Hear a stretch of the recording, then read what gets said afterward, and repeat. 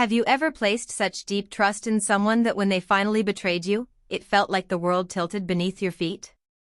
Like the person you believed you knew most intimately had somehow transformed into a stranger overnight? How do you even begin to process deception of that magnitude? You can call me naive. Maybe I was. But this isn't about pride anymore, it's about the truth. I never imagined I'd find myself at 42, sitting in a divorce lawyer's office, listening to my wife of 16 years pretend she couldn't recall the life we built together. And yet, there I was, watching Natasha speak as if our shared history, the joint accounts, the plans, the long nights spent talking about the future, had been completely erased from her mind. It all started 3 months earlier, when I noticed something terrifying: $60,000 missing from our savings.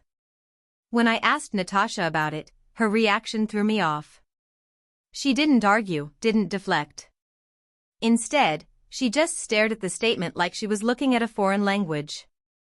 "I don't remember transferring anything," she said softly, her brows knitting together. "Are you sure this is even our account?" I waited for the punchline. After all, this was the same woman who never missed a birthday, who remembered every little detail about my coworkers' kids and our friends' anniversaries. But over the following days, things only got worse. She started forgetting entire conversations we'd had hours earlier. She misplaced documents, lost track of errands, and when she looked at our wedding photos, her gaze was distant, like she was trying to piece together someone else's story. I gently suggested she see a doctor. To my surprise, she agreed without hesitation. That should have been my first clue. We met with Dr. Harrison, a neurologist with decades of experience. He ran every test imaginable: brain scans, memory assessments, blood work. After several weeks, he sat us down with grim news: Natasha had a condition called dissociative amnesia, likely brought on by intense emotional stress. According to him, she'd lost access to most of her memories from the last 5 years. "It's rare, but it does happen," he told us. "Sometimes the mind protects itself from trauma by blocking out both painful and important memories." I held Natasha's hand as she cried in that sterile office, guilt tightening in my chest. I'd suspected her of stealing, and here she was, sick, vulnerable. In that moment, I let go of the missing money. All I cared about was helping her get better. For the next several weeks, I threw myself into being her support system. I dusted off old photo albums, retold stories of our first dates, our honeymoon, the little traditions we'd built over the years. She listened patiently, often with a faint smile, but it was like I was describing a life she'd never lived. Whatever closeness we'd once shared was replaced with polite detachment. Then, one morning at the kitchen table, she said the words that broke what was left of my heart. "I'm sorry," she whispered, eyes fixed on her coffee mug. "But I can't pretend to feel something I don't remember. You deserve someone who can love you fully." I was speechless. What argument could I make against amnesia? How do you convince someone to stay when they don't recall ever falling for you? 2 months later, our divorce proceedings began. I thought it would be simple: we'd divide things fairly and part ways. But Natasha's lawyer, a sharp and assertive woman named Margaret Vance, made it clear we weren't on the same page. "Given my client's medical diagnosis," she said during our first mediation session, "she cannot accurately recall the financial decisions made during the marriage. We require full disclosure of all assets, and we believe she's entitled to considerable support due to her current mental state." I looked across the room at Natasha, who sat silently, her expression blank and unreadable. This was the same woman who used to do our taxes by herself, who negotiated interest rates with banks like a pro, who once explained the stock market better than any broker I'd met. Now she was acting like she'd forgotten how money worked. "I wish I could remember more," she said when our eyes met. "But it's all just a blur." Their demands quickly escalated. Ms. Vance argued that since Natasha couldn't recall contributing to our shared investments, she shouldn't be expected to split them equally. They wanted the house, 70% of our savings, and ongoing spousal support, all based on the premise that she'd forgotten our financial partnership. My lawyer, Robert Clean, was livid. "This is a circus," he muttered to me. "Amnesia or not, the law says marital assets are divided equally. They're gaming the system. But how do you prove someone is faking memory loss? There's no medical scan that reveals deception." And Dr. Harrison's diagnosis had been backed by tests and observations. If Natasha was lying, she was doing it well enough to fool a seasoned neurologist. Still, something didn't sit right with me. Little details kept nagging at my mind, the occasional slip in her behavior, the oddly specific things she still seemed to know. I couldn't ignore it anymore. So I took a step I never thought I'd take. I installed a discreet camera in our living room. I told myself it was just to settle my doubts once and for all. But what those recordings revealed over the next 2 weeks shattered whatever remained of my trust. In the first clip, I watched Natasha speaking on the phone, discussing our investments in remarkable detail, clearly and confidently, like a trained financial consultant. She referenced account numbers, recent transactions, and market trends with the ease of someone fully aware of our finances. This wasn't the confused woman I'd seen in legal meetings. In the second recording, things got worse. I saw her on her laptop, accessing bank accounts I had no idea even existed. She moved funds with speed and precision, as if she'd been orchestrating this for months. Then she laughed, a cold, mechanical laugh I'd never heard from her before.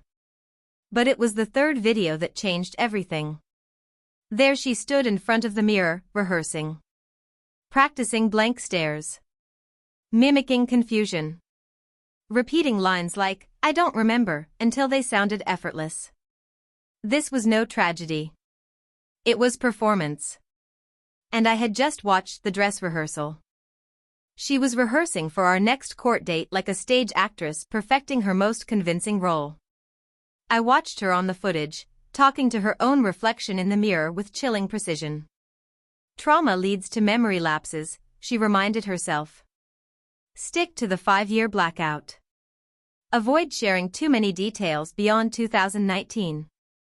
I sat frozen in my home office, staring at the screen like I was watching an imposter wear my wife's face. The woman I'd once trusted with my heart, my finances, and my future, she wasn't real. In her place stood someone who could fabricate a serious illness, manipulate doctors, and exploit the legal system all to secure a financial advantage. Finally, the missing $60,000 made sense. One clip showed her calmly transferring the money into a bank account registered under her maiden name. That account? Opened 6 months before she ever claimed to have memory issues. This wasn't a spontaneous breakdown, it was a carefully laid plan. When I showed the videos to my attorney, Robert, he nearly jumped out of his chair. "This changes everything," he said, eyes wide. "We've got evidence of fraud, false testimony, even deception of medical professionals. She's not just going to lose this case, she could face actual criminal charges." And yet, instead of satisfaction, I felt nothing but hollowness. It was as if the person I'd loved for 16 years had never existed. She'd looked into my eyes, held my hand in the doctor's office, and lied with the composure of a seasoned con artist. She'd made me doubt myself. She'd made me feel guilty for suspecting her. The final court session arrived on a brisk Tuesday morning in November. Natasha walked in beside her attorney, Margaret Vance, wearing the same practiced look of confusion she'd perfected over weeks of performance. When she took the stand, she delivered her well-memorized lines about trauma-induced memory loss, painting herself as the victim. She was so convincing, I almost forgot what I knew. Then our turn came. Robert stood, tablet in hand. "Your Honor," he said clearly, "we would like to introduce security footage that directly contradicts the defendant's testimony regarding her supposed amnesia." Natasha's expression didn't shift at first, she kept up the mask. Ms. Vance immediately objected, claiming the evidence was obtained without consent. But the judge allowed it, noting its relevance in determining whether fraud had been committed. We played the first video. There she was, discussing our investment portfolio down to the smallest detail, confidently and fluently. No hesitation. No confusion.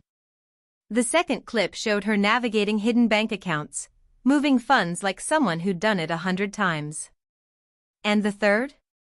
It caught her standing in front of the mirror, rehearsing her courtroom testimony, mimicking confusion with chilling precision. By the time the videos ended, Natasha no longer looked dazed. The performance had cracked. Her posture straightened, her eyes sharpened. The facade was gone. "Mrs. Morrison," the judge asked, his tone severe, "can you explain what we just watched?" For a moment, she was silent. Then something shifted. The vulnerable persona she'd clung to dissolved before our eyes, replaced by cold resolve. When she spoke, her voice was steady, stripped of all fragility. "I'd like to revise my statement," she said, ignoring Ms. Vance's attempts to intervene. "I remember everything. I always have. I just didn't want to be married anymore, and I thought this would be easier than being honest." After months of manipulation, she finally told the truth. But by then, truth had lost its power to save her. She looked at me directly when she said it. "The truth is, I stopped loving you 3 years ago. I stayed because it was convenient. Divorce seemed complicated, messy. When I decided I wanted out, I needed leverage. A way to walk away with as much as I could." The courtroom fell into silence. The judge found her in contempt, referred her for possible criminal prosecution, and finalized the divorce with a basic 50-50 division of assets. But because of her deceit, she also faced penalties. She lost her claim to alimony, forfeited the house, and walked away with a criminal record instead of a settlement. I'd won. But it didn't feel like a victory. Not when it cost me the illusion of the woman I thought I knew. 16 years of marriage, reduced to a stack of video evidence and a line of courtroom testimony. The real pain wasn't just the betrayal, it was the time. The realization that for who knows how long, she'd been planning this behind my back. How many nights had she laid beside me, already mapping out my downfall? How many times had she whispered, "I love you," while quietly building her escape?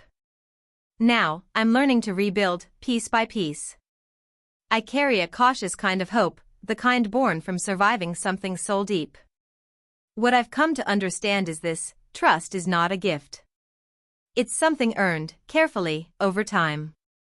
And often, the people closest to you are capable of doing the deepest damage. But I've also learned something else. Lies may be loud, may last for months, but truth has a way of breaking through. Eventually, deception unravels. Justice may be slow, but it arrives. If this story shook you the way it shattered me, consider following for more true stories of betrayal, manipulation, and the painful truths about love and human nature. Because sometimes, the most unbelievable stories are the ones that actually happened.